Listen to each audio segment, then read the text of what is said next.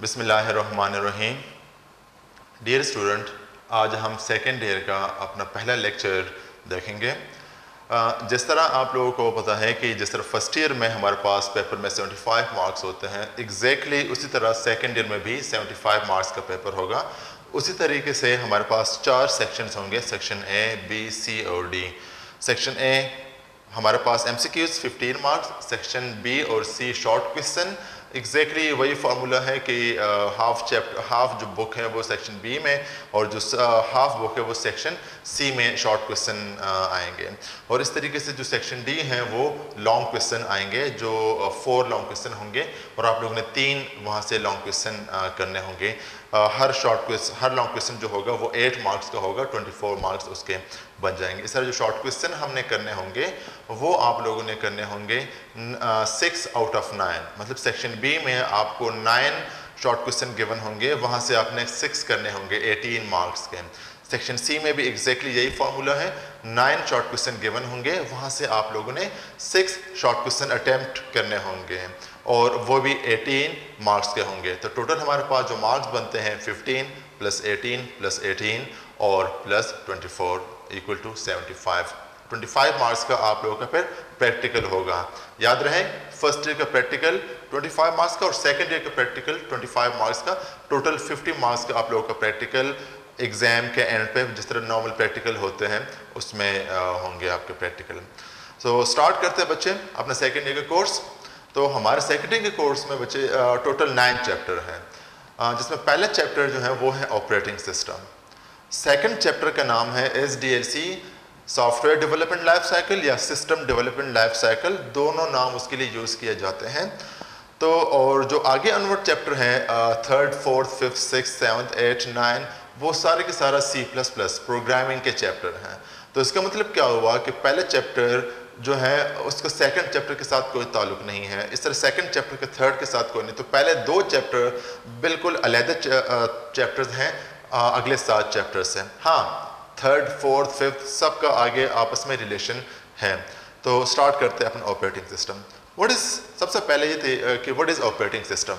क्या ये लफ्ज़ पहले हमने कभी सुना है, कभी हमने पढ़ा है?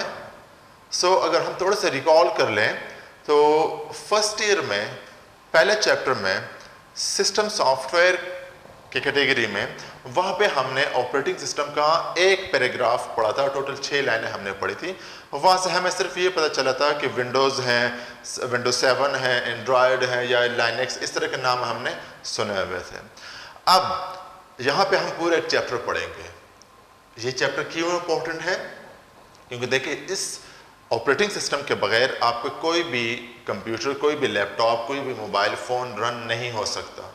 कोई भी एप्लीकेशन सॉफ्टवेयर, मैं बात कर रहा हूँ VLC, media player, MS word, MS excel, वो कभी भी रन नहीं होंगे अगर आपके पास ऑपरेटिंग सिस्टम ना हो। सो दैट इज़ वाई ये बहुत इंपॉर्टेंट चैप्टर है, इंपॉर्टेंट टॉपिक है। तो हमने फर्स्ट ईयर में इसका एक पैराग्राफ पढ़ा, सेकेंड ईयर में हम पूरे एक चैप्टर पढ़ रहे हैं। यूनिवर्सिटी में जो बच्चे CS में जाना चाह रहे हों वो पूरे के पूरे एक कोर्स पढ़ेंगे, इसका पूरी की पूरी एक बुक पढ़ेंगे। इवन फिर आप आगे MS MPhil के लिए जाते हो तो फिर आगे आपको एक कोर्स ये पढ़ना पड़ेगा और ये कोर कोर्स कहलाता है यूनिवर्सिटी का। जिस तरह आप फर्स्ट ईयर में, सेकेंड ईयर में उर्दू, इस्लामियात, पाक स्टडी, इंग्लिश, ये कोर सब्जेक्ट्स हैं, तो इस तरह यूनिवर्सिटी में CS में, कंप्यूटर साइंस में ऑपरेटिंग सिस्टम एक कोर सब्जेक्ट कहलाता है, वहाँ पे होगा ये। तो स्टार्ट करते हैं अपना टॉपिक कि व्हाट इज़ ऑपरेटिंग सिस्टम या इसका इंट्रोडक्शन।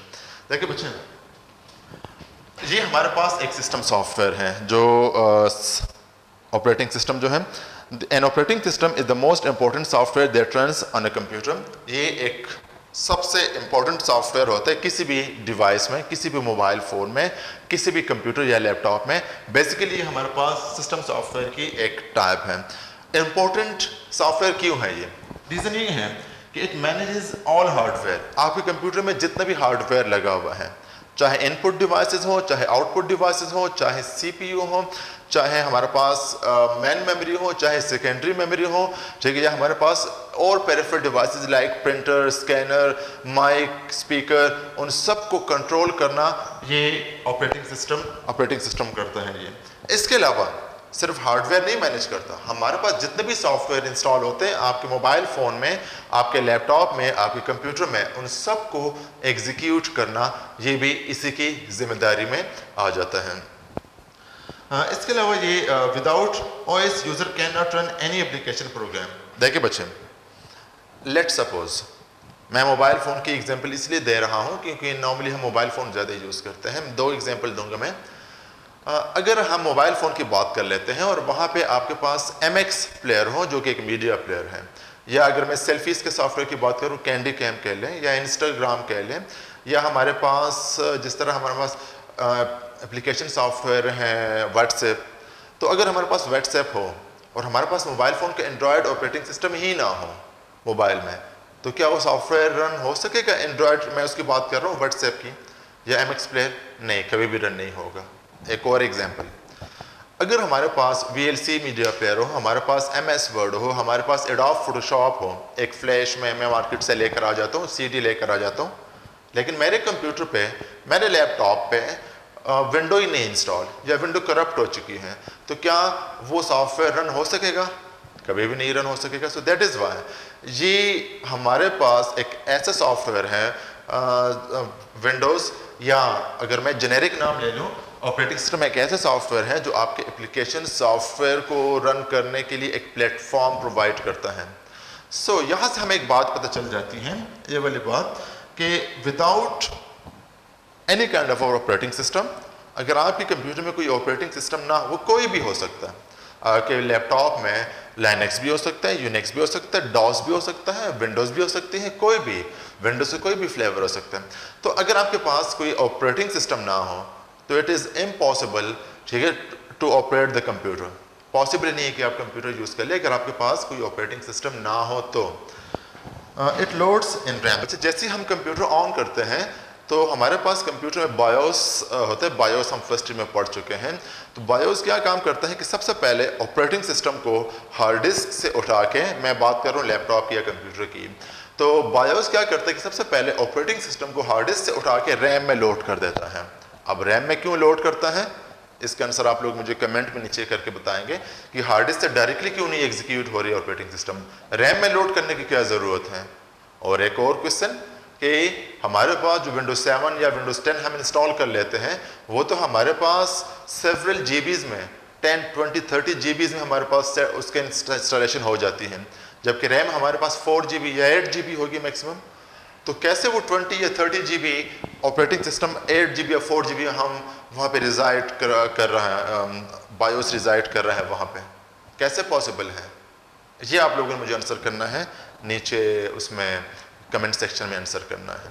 तो ये हमारे पास इंट्रोडक्शन हो गया ऑपरेटिंग सिस्टम का। अब आते हैं कि what is operating system. Start करते हैं बच्चे, इस तरह यहाँ पे लिखा control execution of application program. थोड़ी देर पहले हमने डिस्कस किया था कि हम ऑपरेटिंग सिस्टम एक ऐसा सॉफ्टवेयर है, एक ऐसा सिस्टम सॉफ्टवेयर है कि एप्लीकेशन सॉफ्टवेयर की एग्जीक्यूशन को कंट्रोल करता है। ये देखिए कि जैसे हम डबल क्लिक करते हैं, जैसे हम टैप करते हैं टच स्क्रीन पर, तो वो क्या करते हैं कि एप्लीकेशन सॉफ्टवेयर वो जो लोडिंग हो रही होती है बेसिकली वो आपकी हार्ड डिस्क से, आपकी सेकेंडरी मेमोरी से, आपकी मेमोरी कार्ड से वो लोड कर देता है, रैम में लोड कर देता है आपकी ऑपरेटिंग सिस्टम, आपके एप्लीकेशन प्रोग्राम को। Acts as an interface between user and hardware. Operating system की बात हो रही है, ये एक दरमियाना रोल प्ले करता है हार्डवेयर और एप्लीकेशन सॉफ्टवेयर के दरमियान यूज़र के लिए। क्योंकि देखिए यूज़र कभी भी डायरेक्टली हार्डवेयर को यूज़ नहीं कर सकता, यूज़र कभी भी डायरेक्टली एप्लीकेशन सॉफ्टवेयर को रन नहीं कर सकता, यूज़र को हेल्प चाहिए, वो हेल्प प्रोवाइड करेगी ऑपरेटिंग सिस्टम। तो सबसे पहले हम जैसे डबल क्लिक करते हैं किसी भी सॉफ्टवेयर पे ओपन करने के लिए, लेट्स से कि आप डबल क्लिक करते हो किसी एक फाइल पर, किसी एक इमेज पर कंप्यूटर में, जैसे डबल क्लिक करते तो ऑपरेटिंग सिस्टम को रिक्वेस्ट चली जाती है कि ये फाइल ओपन कर दे। ऑपरेटिंग सिस्टम उसके लिए एक अप्रोप्रिएट सॉफ्टवेयर ढूंढेगी कि किस सॉफ्टवेयर के थ्रू मैं ओपन कर दूं, एडोब फोटोशॉप के थ्रू या विंडोज फोटो मैनेजर के थ्रू या पेंट सॉफ्टवेयर के थ्रू, किस सॉफ्टवेयर के थ्रू मैं इसको ओपन कर दूं। तो जिस सॉफ्टवेयर के थ्रू भी ओपन करना हो, जो आपने सेलेक्ट किया वो होता है, वो ऑपरेटिंग सिस्टम क्या करता है कि उस सॉफ्टवेयर को एक इंस्ट्रक्शन चली जाएगी कि आप इस इमेज को या इस फाइल को ओपन कर दें। तो ये सारा काम जो हो रहा होता है ये ऑपरेटिंग सिस्टम कर रहा होता है। So that is why it is an interface between user and hardware as well as application program. अच्छा, हमारे पास जितने भी डेस्कटॉप कंप्यूटर्स हैं या लैपटॉप कंप्यूटर्स हैं या टैबलेट्स हैं या हमारे पास मोबाइल फ़ोन्स हैं, PDAs हैं, पेजर्स हैं, ठीक है, जितने भी डिवाइसेस के मैंने नाम ले लिए, इनको रन करने के लिए, इनको चलाने के लिए हमारे पास कोई ना कोई ऑपरेटिंग सिस्टम चाहिए। मैं अगर लैपटॉप की बात कर लूँ तो लैपटॉप पे हम कौन सा ऑपरेटिंग सिस्टम यूज़ करते हैं? विंडोज़ XP जो कि ऑब्सोलीट हो चुकी है, या विंडोज़ 7 शायद आप लोग यूज़ कर रहे हैं इस वक्त। जो ज़्यादातर यूज़ हो रही है वो है विंडोज़ 10 जो हम यूज़ करते हैं, विंडोज़ 8 या विंडोज़ 7 भी ज़्यादा लोग प्रेफर करते हैं पुराने। तो दैट इज़ वाई हमारे पास हर मोबाइल फ़ोन में, हर डिवाइस में कोई ना कोई ऑपरेटिंग सिस्टम चाहिए, उसके बगैर हम डिवाइस को ऑपरेट नहीं कर सकते। अब कॉमनली यूज्ड ऑपरेटिंग सिस्टम जो हमारे पास है, जो इस वक्त यूज़ हो रहे हैं, अगर हम देखें तो सबसे ज़्यादा जो यूज़ हो रहे हैं वो विंडोज़ 7, 8, 8.1, 10। अगर आप गूगल पे सर्च कर लें कि operating system used in world, तो आपको विद परसेंटेज वहाँ से मिल जाएगी कि हर जो ऑपरेटिंग सिस्टम है उसका शेयर कितना है, दुनिया में कितना यूज़ हो रहा है। तो आपको तकरीबन 80 से 90% जो दुनिया में यूज़ हो रहा है ऑपरेटिंग सिस्टम वो विंडोज़ 7, 8, 8.1, 10 ये यूज़ हो रहा है। ये मैं बात कर रहा हूँ 2020 के हिसाब से, अगर आप गूगल पे सर्च कर लेते हो। लाइनेक्स भी यूज़ होते हैं। अच्छा, लाइनेक्स एक जेनेरिक नाम है, जिस तरह हम विंडोज़ एक जेनेरिक नाम है, विंडोज़ में आगे फ्लेवर है 7, 8, 8.1, 10, XP, विस्टा, इस तरह लाइनेक्स भी एक ऑपरेटिंग सिस्टम का नाम है। उसके आगे जो फ्लेवर्स है यूबंटू, काली लिनक्स, रेड हैट एटसेट्रा, उसमें ये आ जाते हैं। इसके अलावा मैक ऑपरेटिंग सिस्टम जो कि मैकिन्टॉश ऑपरेटिंग सिस्टम, एप्पल का एक प्रोप्राइटरी ऑपरेटिंग सिस्टम है जो एप्पल के लैपटॉप या एप्पल के डेस्कटॉप कंप्यूटर्स पे इंस्टॉल करते हैं हम। इसके अलावा जो मोबाइल फ़ोन के ऑपरेटिंग सिस्टम है, ये दो मोबाइल फ़ोन के ऑपरेटिंग सिस्टम हैं, एंड्रॉयड OS और iOS। एंड्रॉयड OS हम जो यूज़ करते हैं Samsung, LG, Huawei, Oppo, Vivo, इन मोबाइल्स में यूज़ करते हैं, जबकि iOS एप्पल के जो डिवाइसेस हैं, एप्पल के जो मोबाइल फ़ोन है उस पर इंस्टॉल करते हैं। हाँ, विंडोज़ भी मोबाइल फ़ोन में किसी एक टाइम ऐसा था कि Windows operating system mobile phone में आए हुए थे, लेकिन वो इतना पॉपुलर नहीं थे, दैट इज़ वाई वो ख़त्म हो चुके हैं ना। अब हम इसको सिर्फ डेस्कटॉप या लैपटॉप कंप्यूटर में इसको यूज़ करते हैं। ओके बच्चे, जिस तरह हम अभी एक पॉइंट डिस्कस कर रहे थे कि ऑपरेटिंग सिस्टम एक इंटरफेस है बिटवीन यूज़र के दरमियान और आपके पास जो हार्डवेयर और एप्लीकेशन सॉफ्टवेयर है, इन दोनों के दरमियान बीच में ऑपरेटिंग सिस्टम है। ऑपरेटिंग सिस्टम ना हो तो ये दोनों कभी भी आपस में कम्युनिकेट नहीं कर सकेंगे। ये अगर चीज़ मैं आप लोगों को एक डायग्राम के थ्रू समझाऊं और आप लोगों ने ये डायग्राम बच्चे अपने साथ अपने पेपर पे बना भी लें, अपने बुक पे बना लें और अपने पेपर पे ये बनाना भी है। तो अगर हम इस डायग्राम को देखें तो हमारे पास यहाँ पे एक यूज़र है। ये यूज़र जो है, इस हार्डवेयर आपके पास कीबोर्ड, माउस, LCD कुछ भी हो सकता है, एक एप्लीकेशन सॉफ्टवेयर कुछ भी हो सकता है, जितने भी आपने मोबाइल फ़ोन में एप्लीकेशन सॉफ्टवेयर इंस्टॉल किए हुए हैं, यूज़र ने इनको यूज़ करना है। तो यूज़र क्या करेगा, ये जो यूज़र है ये with the help of operating system can be Windows 7 या मोबाइल के केस में आपके पास एंड्रॉयड ऑपरेटिंग सिस्टम हो सकते हैं। तो यूज़र इसको रिक्वेस्ट सेंड करे कि यार मैंने ये वाला हार्डवेयर, मुझे ये स्पीकर चाहिए, मुझे माइक चाहिए, ठीक है, या मुझे फलाना सॉफ्टवेयर चाहिए। तो ऑपरेटिंग यूज़र इसको रिक्वेस्ट सेंड करेगा, ये इसको कहेगा कि हाँ भाई अवेलेबल है या नहीं है। वो पहले ये भी तो देखेगा कि ऐसा तो नहीं है कि पहले स्पीकर यूज़ हो रहा है, ऐसा तो नहीं कि पहले कैमरा यूज़ हो रहा है। जिस तरह हमने कैमरा ऑन किया हुआ होता है, ठीक है, मोबाइल फ़ोन में, और किसी और एप्लीकेशन सॉफ्टवेयर के थ्रू उसको ओपन करने की ट्राई करें तो वो कभी भी नहीं होगा, पहले हमें उसको बंद करना पड़ेगा। सो अगर वो फ्री है, वो हार्डवेयर या वो रिसोर्स यूज़ नहीं हो रहा, तो वो फिर ये इसको रिक्वेस्ट, बल्कि ये उसको एक मैसेज सेंड कर दे कि I am free, I am available, और ये ऑपरेटिंग सिस्टम वो हार्डवेयर या वो एप्लीकेशन सॉफ्टवेयर इसको दे देगा। वो स्क्रीन पे भी हो सकता है, वो आपके पास कोई भी डिवाइस जिस तरह स्पीकर है, माइक है, ठीक है, या एप्लीकेशन सॉफ्टवेयर है, तो वो रन हो सकेगा। तो ये जो हम एक पॉइंट डिस्कस करना चाह रहे थे कि operating system acts as an interface, ये एक interface between user and hardware and application software. So this is the point.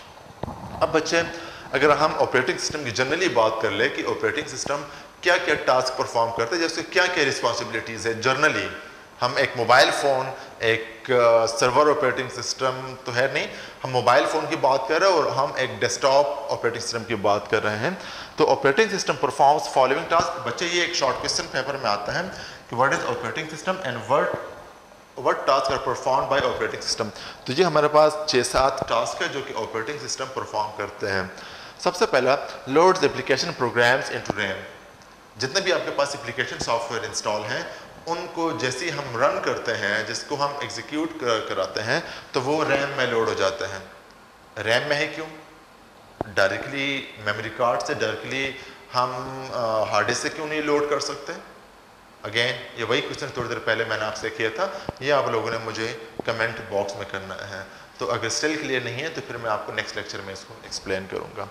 Controls the operations of main memory and storage devices. आपके पास कंप्यूटर में, laptop में, मोबाइल फ़ोन में main memory मतलब RAM, मैं सिर्फ एक का नाम ले रहा हूँ, दो जो बाकी मैं नाम नहीं ले रहा, बल्कि फर्स्ट ईयर में आप लोग उसको पढ़ भी चुके हैं। हम कैशे मेमोरी की बात कर रहे हैं, हम रजिस्टर्स की बात कर रहे हैं, ठीक है, हम रोम की बात कर रहे हैं, रैम की बात कर रहे हैं, मेन मेमोरी।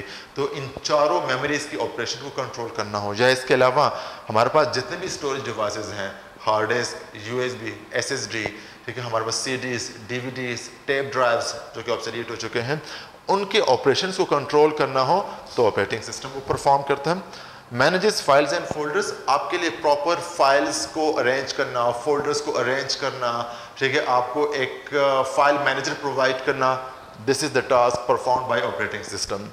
इसके अलावा manage all input and output devices.